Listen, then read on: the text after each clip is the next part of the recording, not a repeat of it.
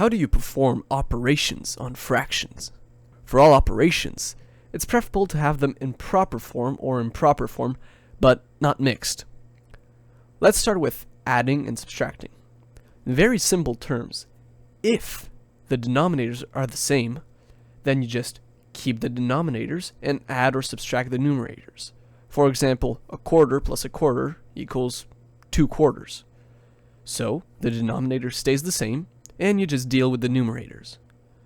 But what if the denominators are different? Well, in that case, you must make them the same. How so? Let's try an example.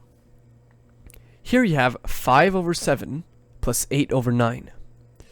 What you do is you multiply both numbers on the left side by 9 and both numbers on the right side by 7.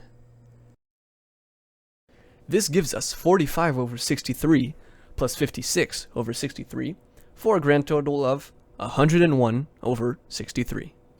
And it's the exact same thing for subtraction. For multiplication, it's actually the easiest. You multiply top by top and bottom by bottom. For example, 5 over 7 times 8 over 9, you get 40 over 63. That's it. For division, it's the same as multiplication, but with just one extra step. You must first multiply the first number by the reciprocal of the second. The reciprocal is just the reverse of a fraction. Let's try an example. Here you have 6 over 9 divided by 9 over 12. Here you must find the reciprocal of 9 over 12, which is 12 over 9.